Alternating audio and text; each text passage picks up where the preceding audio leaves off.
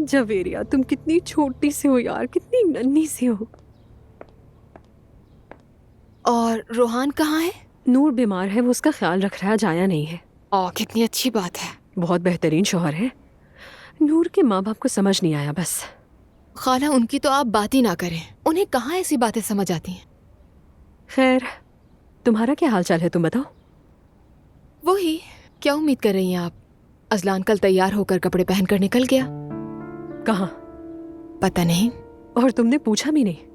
नहीं, मैं क्यों पूछती उससे, हो सकता है नहीं मिल गई उसे। ऐसे भी मत कहो अब। हाँ, तो मुझे हैरत थोड़ी होगी, वैसे तो मेरे पीछे पीछे फिरता था। जब से वकील से मिला है मुकम्मल बदल गया, पहले जैसा रहा ही नहीं है वो। घर से भी नहीं निकलती अब तो मैं।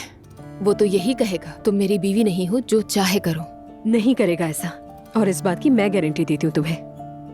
अजलान बहुत बुरा इंसान है, लेकिन मोहब्बत करता है तुमसे। अरे खाला, ये कैसी मोहब्बत हुई, लानत ऐसी मोहब्बत पर। अरे दुआ, ठीक है, बात सुनो मेरी।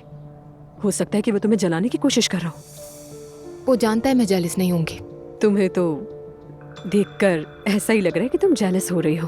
खाला, अच्छा ठीक है, टॉपिक पर आते हैं।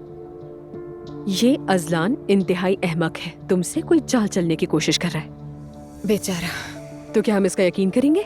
बिल्कुल नहीं। और तुम्हें तो बिल्कुल परवाह नहीं है। तो तुम जानते हो क्या करोगी? जवाबी वार करोगी। कैसा जवाबी वार खाला? मेरे हाथ में ये नन्ही सी बच्ची है।